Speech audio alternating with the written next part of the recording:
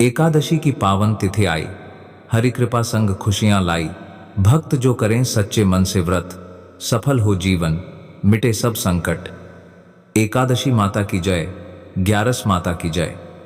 राधे राधे, हरे कृष्णा। प्रिय माताओं बहनों, आप सभी को एकादशी व्रत की हार्दिक शुभकामनाएं। बहनों, आज एकादशी व्रत पर हम आपको सुनाने जा रहे हैं एकादशी माता की दो बहुत ही सुंदर कथाएं। यह मान्यता है कि एकादशी व्रत के दिन ग्यारस माता की कथा सुनने से मनुष्य को जन्म जन्मांतर के दुख और कष्टों से मुक्ति मिलती है और सभी मनोकामनाएं बहुत ही जल्दी पूरी होती है। प्रभु श्री लक्ष्मी नारायण की कृपा आप सभी पर सदैव ही बनी रहे और उनका दिव्य आशीर्वाद आपके जीवन को सुख और समृद्धि से भर दे। तो भक्तों, पहली कथा इस प्रकार शुरू होती है। प्राचीन काल की बात है, जब आश्रम ज्ञान और तपस्या के केंद्र हुआ करते थे। ऐसे ही एक पावन आश्रम में परम तेजस्वी गालव मुनि निवास करते थे। उनका एक अत्यंत विलक्षण पुत्र था जिसका नाम था भद्रशील। भद्रशील ने बाल्यावस्था के कोमल चरणों में ही एक ऐसा मार्ग चुन लिया था जो बड़े बड़े साधकों के लिए भी दुष्कर होता है। उसने परम पुण्यदायिनी एकादशी माता का व्रत और पूजन आरंभ कर दिया था। नन्हा भद्रशील अपनी अबोध श्रद्धा और अटूट निष्ठा के साथ इस व्रत का पालन करता। सूर्योदय से पूर्व जागकर, स्नान आदि से निवृत्त होकर वह दिन भर निराहार रहकर एकादशी की कथा सुनता, जिसके हर शब्द में उसे प्रभु का आह्वान सुनाई देता।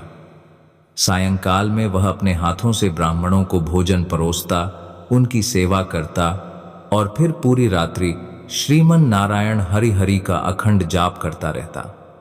उसकी छोटी सी काया उस अलौकिक शक्ति के नाम स्मरण में लीन हो जाती थी। अगले दिन यानी द्वादशी को वह विधि विधान से व्रत का पारण करके ही अन्न ग्रहण करता। गालव मुनि अपने पुत्र की इस अलौकिक तपस्या को देखते तो उनके हृदय में अद्भुत गौरव और वात्सल्य उमड़ आता। उन्होंने कभी अपने पुत्र को इस कठिन साधना से रोका नहीं, क्योंकि वे जानते थे कि यह केवल बाल हठ नहीं बल्कि किसी गहन आध्यात्मिक चेतना का परिणाम था।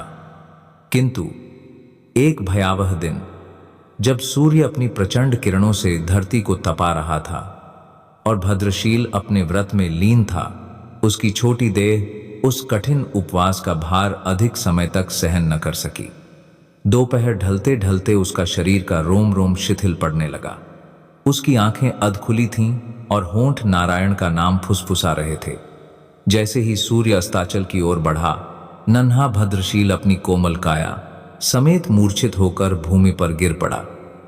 जब यह हृदय विदारक समाचार गालव मुनि तक पहुंचा तो पिता का हृदय तड़प उठा। वे तुरंत व्याकुल होकर अपने पुत्र के पास पहुंचे। अपने लाडले की ऐसी दयनीय दशा देखकर मुनि को असहनीय पीड़ा हुई। उनकी आंखों में अश्रु भर आए और पीड़ा से उनका कंठ रुंध गया। उन्होंने भद्रशील के शीतल पड़ते माथे को अपने हाथों में उठाया और पुचकारने लगे। कुछ समय पश्चात जब भद्रशील को होश आया तो मुनि ने अपने पुत्र के माथे को प्रेम से सहलाते हुए अत्यंत स्नेह और चिंता से भरी आवाज में पूछा, हे पुत्र, तुम इतनी छोटी आयु में यह इतना कठिन उपवास क्यों करते हो? तुम्हें इस व्रत के विषय में किसने बताया है? तुम्हारे इस बाल मन को यह इतनी गहन साधना करने की प्रेरणा कहां से मिली? भद्रशील ने अपनी अलौकिक ज्ञान से भरी आंखों से पिता की ओर देखा और कहा, पिताश्री, मैं कई जन्मों से इसी प्रकार एकादशी का पुण्य फलदायी उपवास करता आ रहा हूं। यह केवल इस जन्म की बात नहीं। गालव मुनि आश्चर्यचकित रह गए। यह तो सभी जानते हैं कि सामान्यतः किसी को भी अपना पिछला जन्म याद नहीं रहता। जब तक बालक मां के गर्भ में होता है तब तक उसे अपने पिछले जन्मों की सभी बातें, उसके कर्म और संस्कार याद रहते हैं। लेकिन बालक का जन्म होने से ठीक पहले ही माया का पर्दा उस स्मृति पर पड़ जाता है और वह सब विस्मृत हो जाता है।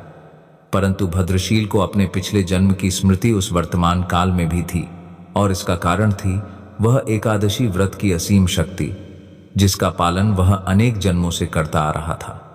भद्रशील ने आगे कहा, हे पिता, मैं कई जन्म पूर्व में धर्मकीर्ति नामक एक राजा हुआ करता था। धर्मकीर्ति के रूप में मैं एक अत्यंत क्रूर और निष्ठुर शासक था, जिसके नाम से प्रजा थर थर कांपती थी। न्याय और धर्म उसके लिए केवल शब्द थे, जिनका वह कभी सम्मान नहीं करता था। मैंने अपने जीवन में ऐसा कोई पाप नहीं छोड़ा था जो न किया हो। मेरे हाथों से न जाने कितने निर्दोषों का रक्त बहा था और राजकोष की संपत्ति मैंने अपने ऐशो आराम पर लुटा दी थी। मेरी प्रजा मुझे घृणा की दृष्टि से देखती थी, क्योंकि मेरे अत्याचारों की कोई सीमा नहीं थी। विरोध करने वालों को मैं निर्ममता से कुचल देता था। इसी प्रकार मेरा पापमय जीवन व्यतीत हो रहा था। एक समय की बात है, एक सुनहरी सुबह राजा धर्मकीर्ति अपनी क्रूरता के प्रतीक अपने सैनिकों के साथ सूर्योदय होने से पहले ही शिकार पर निकला था। उनके हाथों में चमकते भाले थे, तलवारें कमर से बंधी थीं और धनुष कसे हुए थे। गहरे जंगल में घूमते हुए राजा ने एक अत्यंत ही सुंदर और आकर्षक हिरणी को देखा। उसकी चाल में चंचलता थी और आंखों में निर्दोषता। राजा का क्रूर मन उस पर मोहित हो उठा। उसे वह हिरणी किसी भी कीमत पर चाहिए थी। राजा ने तुरंत अपने सैनिकों को उस हिरणी का पीछा करने और उसे चारों ओर से घेरने का आदेश दिया। सैनिकों का हुजूम हिरणी के पीछे लग गया। हिरणी भयभीत होकर अपनी जान बचाने के लिए इधर उधर भागने लगी। जब राजा ने देखा कि हिरणी भागने का हर संभव प्रयास कर रही है, तो उसकी क्रोधित गर्जना पूरे जंगल में गूंज उठी। जो भी सैनिक इस हिरणी को भागने देगा, उसके पूरे परिवार को निर्ममता से मौत के घाट उतार दिया जाएगा। राजा की इस घोषणा ने सैनिकों को भयभीत कर दिया और वे अपनी जान बचाने के लिए और भी तेजी से हिरणी का पीछा करने लगे। एक क्षण को हिरणी ठिठकी। उसकी आंखों में मानवों से भी अधिक करुणा थी। उसने सोचा, ओ बेचारे सैनिक, यदि मैं किसी भी सैनिक के पास से भागी तो यह दुष्ट राजा अवश्य ही उनके निर्दोष परिवारों को मार डालेगा। मैं नहीं चाहती कि मेरे कारण किसी भी निर्दोष प्राणी का अहित हो। यह सोचकर हिरणी ने एक अद्भुत निर्णय लिया। वह किसी सैनिक के पास से भागने के बजाय सीधे राजा धर्मकीर्ति के पास से निकल भागी। यह सब देखकर राजा का क्रोध 7वें आसमान पर पहुंच गया। उसने अकेले ही उस हिरणी का पीछा करना शुरू कर दिया और अंततः खुद को एक घने अंधेरे जंगल के बीच में पाया, जहां सूर्य की किरणें भी मुश्किल से पहुंचती थीं। सूर्यास्त होने लगा था और जंगल का अंधेरा और भी गहरा हो रहा था। राजा अकेला, असहाय, एक अदृश्य कारागार में फंसा हुआ था। अब उसे हिरणी कहीं दिखाई नहीं दे रही थी। वह वहां से बाहर आने के लिए दिन भर उस घने जंगल में रास्ता खोजता रहा, परंतु रात्रि के अंधकार और जंगल की जटिलता के कारण उसे कुछ भी समझ नहीं आ रहा था। भूख और प्यास से उसका बुरा हाल था। सुबह महल से जल्दी निकलने के कारण उसने पूरे दिन में कुछ भी नहीं खाया था। पेट भूख से ऐंठ रहा था और गला प्यास से सूख रहा था। चारों ओर से खतरनाक जंगली जानवरों के गुर्राने की आवाजें सुनाई दे रही थीं, जिससे उसका दिल हर पत्तों की सरसराहट पर धड़क उठता था। डर के मारे वह सो भी नहीं पा रहा था। राजा को अब अपने जीवन पर घोर संकट दिखाई दे रहा था। मृत्यु का भय इतना प्रबल हुआ कि उसके पापी मन में बरसों बाद किसी देवता का स्मरण हुआ। भयभीत होकर राजा ने श्री हरि विष्णु से प्रार्थना करना शुरू कर दिया। रात भर डर और पश्चाताप के मिश्रण में वह श्रीमन नारायण हरि हरि का जाप करता रहा। सूर्य उदय होने से ठीक पहले पापों का बोझ ढोते हुए और अज्ञानता में हरि नाम का स्मरण करते हुए राजा धर्मकीर्ति की मृत्यु हो गई। उसके शरीर से प्राण पखेरु उड़ गए। तभी भयंकर रूप वाले यमदूत हाथों में पाश लिए हुए राजा की आत्मा को लेने आए और उसे यमराज के समक्ष ले गए। जब यमराज ने अपने सिंहासन पर बैठे हुए उन यमदूतों से पूछा, तुम लोग इन्हें यहां क्यों लाए हो? इनका स्थान तो वैकुंठ में भगवान महाविष्णु के परम धाम में है। यमराज के इन वचनों को सुनकर यमदूतों की आंखें विस्मय से फैल गईं। उन्होंने अत्यंत विनम्रता से कहा, लेकिन महाराज, यह तो महापापी है। इसने अपने जीवन भर अनेकों पाप किए हैं। इसने तो कभी कोई पुण्य कार्य नहीं किया, इसे तो कठोर से कठोर दंड मिलना चाहिए, इसका स्थान तो नरक में है। तब धर्मराज यमराज ने शांत स्वर में कहा, नहीं, इसके जो भी पाप कर्म थे वह सब अब चले गए हैं। यह अब पवित्र हो चुका है, इसका रोम रोम शुद्ध हो गया है। तुम नहीं जानते, इसकी मृत्यु जिस दिन हुई वह एकादशी की परम फलदायी तिथि थी। उस दिन राजा शिकार पर आने के कारण कुछ भी खा नहीं सका था और रात्रि में जंगल में भटकने के कारण भी इसका उपवास ही रहा। इस प्रकार इसने अनजाने में ही सही पूरे दिन एकादशी का उपवास किया और रात भर जागते हुए मृत्यु के भय से ही सही श्री हरि का स्मरण किया। इस पुण्य कर्म से, एकादशी व्रत के प्रभाव से इसके सारे पाप दूर हो गए हैं और यह पवित्र होकर वैकुंठ लोक जाने का अधिकारी बन गया है। यमराज ने स्वयं एक स्वर्ण रथ बुलवाया जो स्वर्गीय सुगंध से भर उठा और राजा धर्मकीर्ति की आत्मा को उसमें बिठाकर जयकारों के साथ वैकुंठ धाम भेज दिया। एक महापापी राजा को केवल अनजाने में हुए एकादशी व्रत और हरि स्मरण से वैकुंठ की प्राप्ति हो गई। यह एकादशी व्रत की अद्भुत महिमा थी। भद्रशील ने अपनी कथा समाप्त की। गालव मुनि अपने पुत्र की इस अनूठी गाथा सुनकर चकित रह गए। उन्होंने एकादशी व्रत की शक्ति को अपनी आंखों से देखा और अपने पुत्र की तपस्या का वास्तविक अर्थ समझा। जब पृथ्वी लोक में लोगों को इस अद्भुत घटना के बारे में पता चला तो वे सभी एकादशी व्रत के महत्व को समझ गए। पापियों का उद्धार करने वाले इस परम पवित्र व्रत का पालन उन्होंने भी करना आरंभ कर दिया और अपना जीवन अधिक सुख और शांति पूर्वक जीने लगे। अपने पापों का प्रायश्चित करते हुए, हे एकादशी माता, जैसे आपने अनजाने में व्रत करने वाले राजा धर्मकीर्ति पर अपनी असीम कृपा की, वैसे ही आप हम सभी भक्तों पर भी अपनी कृपा यूं ही बनाए रखना ताकि हम भी आपके परम पावन धाम को प्राप्त कर सकें। पहली कथा समाप्त हुई तो बोलिए, ग्यारस माता की जय हो, एकादशी माता की जय हो। अब चलिए सुनते हैं एकादशी माता की एक अन्य कथा। प्राचीन काल की बात है। धर्मपुरी राज्य में एक महान राजा सुकेतुमान राज करते थे। राजा बहुत ही बुद्धिमान और बलशाली थे और अपनी प्रजा का बहुत अच्छे से ध्यान रखते थे। राजा की न्यायप्रियता और धर्म परायणता के कारण प्रजा भी अपने राजा को बहुत पसंद करती थी। राजा की 2 बेटियां थीं और सुकेतुमान दोनों बेटियों से बहुत अधिक प्रेम करते थे। सुकेतुमान की छोटी बेटी देखने में बहुत सुंदर और आकर्षक थी, जबकि बड़ी बेटी उससे थोड़ी कम सुंदर थी। छोटी बेटी ग्यारस माता की पूजा करती थी, इसलिए सभी लोग उससे बहुत प्रेम करते थे और उसकी प्रशंसा किया करते थे। इस कारण राजा की बड़ी बेटी को अपनी छोटी बहन से घृणा होने लगी थी। जब राजा की दोनों बेटियां बड़ी हो गईं, तब एक पड़ोसी राज्य का राजकुमार बड़ी बेटी के लिए विवाह का प्रस्ताव लेकर आया। लेकिन जैसे ही उस राजकुमार की नजर छोटी बेटी पर पड़ी, वह उस पर मोहित हो गया और पहली नजर में ही उससे प्रेम कर बैठा। उसने राजा की बड़ी बेटी से विवाह करने से मना कर दिया और राजा से कहा कि वह छोटी बेटी से विवाह करना चाहता है।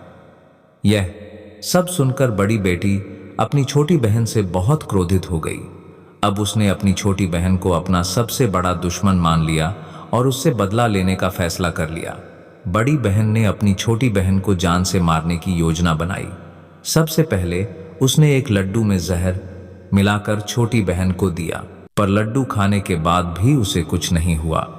यह देखकर बड़ी बहन बहुत आश्चर्यचकित हुई, लेकिन उसने हार नहीं मानी। अगली रात जब छोटी बहन अपने कमरे में सो रही थी, तो उसने एक मटके में सांप को रखकर कमरे में छोड़ दिया, पर सांप भी छोटी बहन का कुछ नहीं बिगाड़ पाया। फिर बड़ी बहन ने छोटी बहन से कहा कि चलो हम लोग कुएं से पानी भरकर लाते हैं। पानी भरने के बहाने वह उसे कुएं के पास ले गई और उसे कुएं में धक्का दे दिया, पर तब भी छोटी बहन को कुछ नहीं हुआ, क्योंकि हर बार ग्यारस माता उसकी रक्षा कर रही थी। बड़ी बहन अपने सारे प्रयासों के बाद भी असफल हो रही थी, जिससे वह बहुत क्रोधित होती जा रही थी। तब उसने छोटी बहन के पास जाकर पूछा, मेरी प्यारी बहन, क्या तुम्हें पता है कि भगवान ने सबकी मृत्यु एक निश्चित समय पर लिखी है? क्या तुम जानती हो कि तुम्हारी मृत्यु कैसे होगी? छोटी बहन के मन में कोई छल कपट नहीं था। उसने अपनी बड़ी बहन से कहा, हाँ दीदी, मैं जानती हूं मेरी मृत्यु कैसे होगी।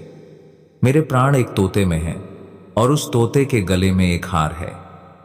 जब तक कोई व्यक्ति उस तोते को मारकर वह हार अपने गले में पहन लेगा, मैं बेहोश हो जाऊंगी, और जैसे ही वह हार गले से उतारेगा, मैं फिर से जीवित हो जाऊंगी। अपनी छोटी बहन की मृत्यु का राज जानकर बड़ी बहन बहुत खुश हुई और उसने छोटी बहन को मारने के लिए उसके पालतू तोते को ढूंढना शुरू कर दिया। छोटी बहन को इस बात का आभास हो गया था कि कोई उसकी जान लेना चाहता है। वह अपने पिताजी के पास गई और उनसे कहा, पिताजी, मेरी मृत्यु के बाद मुझे जलाइएगा मत, बल्कि आप मुझे अपनी पुरानी हवेली में एक पलंग पर लिटाकर छोड़ दीजिएगा। अपनी छोटी बेटी की यह बात सुनकर राजा बहुत आश्चर्यचकित हुए। राजा ने अपनी छोटी बेटी से पूछा, तुम यह सब क्या कह रही हो? 2-3 दिन में तो तुम्हारी शादी है। लेकिन छोटी बेटी ने अपने पिताजी को ऐसा करने के लिए विवश कर दिया और उनसे वचन ले लिया। राजा ने भी अपनी छोटी बेटी की बात स्वीकार कर ली। 2-3 दिनों के बाद जब शादी का समय आया तो राजकुमार बारात लेकर राजा के महल आए। जैसे ही राजा की छोटी बेटी राजकुमार के साथ फेरे लेना शुरू करती है तो उसकी बड़ी बहन उसके कमरे में जाकर तोते को पकड़ लेती है और उसे मार देती है। तोते के गले में जो हार था उसे वह अपने गले में धारण कर लेती है।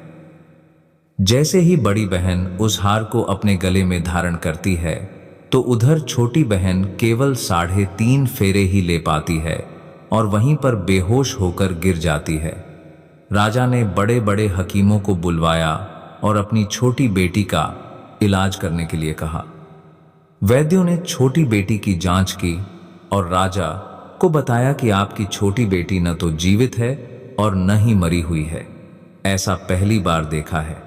राजा ने वैद्यों और हकीमों को यह बात बाहर न बताने का आदेश दिया और धमकी दी कि अगर उन्होंने यह बात किसी को बताई तो उन्हें फांसी दे दी जाएगी। राजा ने अपनी छोटी बेटी को पुरानी हवेली में एक पलंग पर लेटा दिया। वहां कुछ सैनिक तैनात कर दिए और वापस अपने महल आ गए। राजा की बड़ी बेटी अपने पिताजी के पास आई और कहने लगी, पिताजी, अगर यह शादी संपन्न नहीं हुई तो आपकी इज्जत का क्या होगा? आप कहें तो मैं आपकी इज्जत बचाने के लिए राजकुमार से शादी करने के लिए तैयार हूं। राजा ने अपनी बड़ी बेटी की बात मान ली और बड़ी बेटी को छोटी बेटी के कपड़े पहनाकर मंडप पर भेज दिया। लेकिन राजकुमार यह जान गया कि यह राजा की छोटी बेटी नहीं बल्कि बड़ी बेटी है। जब राजकुमार ने शादी करने से मना किया तो सभी लोगों ने उसे विवश करके बड़ी बेटी से बचे हुए फेरे संपन्न करवा दिए और विवाह करवा दिया। इसके बाद राजकुमार राजा की बड़ी बेटी को अपने महल ले गया। राजकुमार राजा की बड़ी बेटी से न तो बात करता था, न ही उसे पसंद करता था और न ही उसके आसपास भटकता था। अब राजकुमार ने यह फैसला लिया कि वह अपनी प्रेमिका को ढूंढकर रहेगा और यह जानकर रहेगा कि उसके साथ हुआ क्या है। एक दिन राजकुमार अपने घोड़े पर सवार होकर राजा की पुरानी हवेली के पास पहुंच गया। वहां उसने कुछ सैनिकों को देखा। महल के पास पहुंचकर राजकुमार ने जब महल को ध्यान से देखा तो वह समझ गया कि यह तो उनके ससुर जी का ही महल है। तब राजकुमार ने सैनिकों से पूछा, तुम लोग यहाँ क्या कर रहे हो और इस महल के अंदर उस पलंग पर कौन लेटा हुआ है? सैनिकों ने बताया कि यहाँ पर राजा की छोटी बेटी बहुत समय से सोई हुई है। यह सुनकर राजकुमार बहुत खुश हो गया और वह तुरंत अपनी प्रेमिका के पास पहुंच गया और उसकी सेवा करने लगा।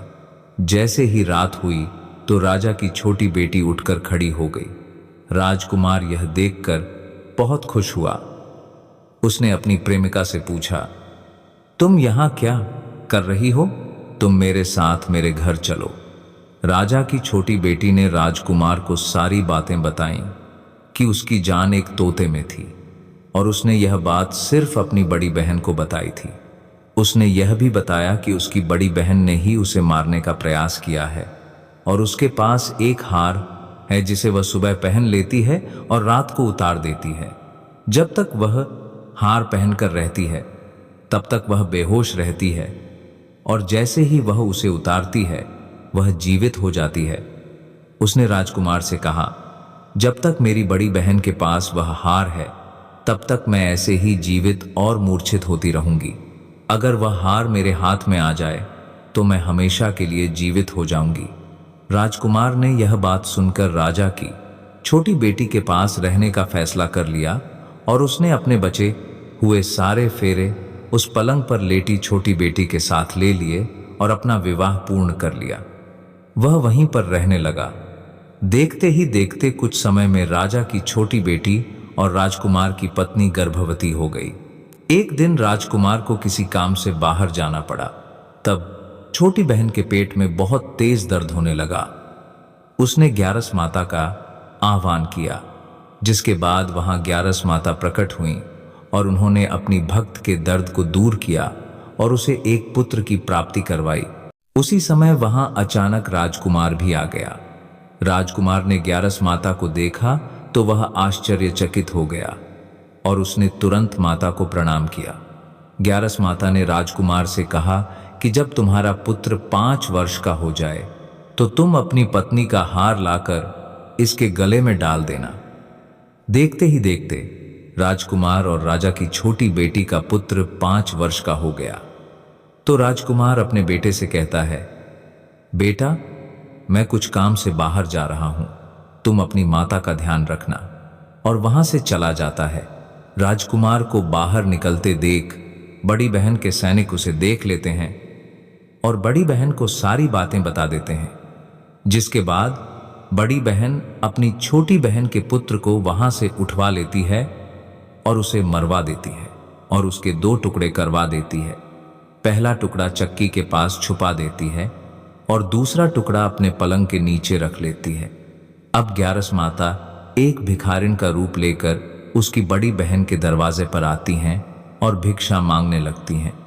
बड़ी बहन अपने नौकरों से कहती हैं कि जाकर भिक्षा दे दो, लेकिन माता उन्हें मना कर देती हैं और कहती हैं कि मैं तुम्हारी महारानी से ही भिक्षा लूंगी।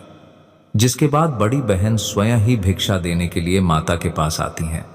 उधर माता एक बिल्ली का रूप लेकर उसके कमरे में चली जाती हैं और वहां छोटी बेटी के पुत्र के दोनों टुकड़ों को आपस में जोड़ देती हैं और उसे जीवित कर देती हैं।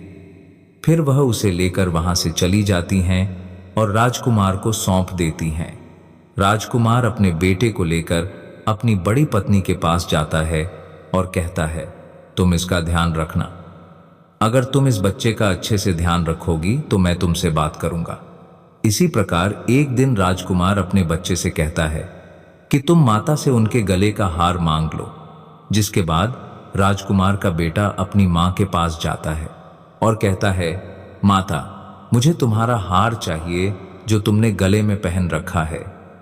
यह सुनकर पहले तो बड़ी बहन बहुत क्रोधित होती है, पर उसे यह याद आता है कि राजकुमार ने कहा था कि अगर वह इस बच्चे का ध्यान अच्छे से रखेगी तो वह उससे बात करेंगे। इस कारण वह हार उस बच्चे को दे देती है। वह बच्चा तुरंत ही उस हार को लेकर अपने पिताजी को दे देता है और तभी राजकुमार अपने बेटे को लेकर वहां से जाने लगता है और अपनी पत्नी से कहता है कि तुम हमारे लिए खाना बनाकर रखना, मैं शाम को आकर तुम्हारे साथ खाऊंगा। वह अपने बेटे को लेकर वहां से चला जाता है। जिसके बाद वह राजा के पास जाता है और उनको सारी बातें बता देता है। राजा अपनी बड़ी बेटी के इन कटु कर्मों को सुनकर बहुत क्रोधित होते हैं और उसे सजा सुनाते हैं। वह अपनी परवरिश पर ही दोष देने लगते हैं और राजकुमार को अपनी छोटी बेटी के साथ रहने का आदेश देते हैं। इस प्रकार कथा समाप्त हुई। प्रेम से बोलिए एकादशी माता की जय, ग्यारस माता की जय।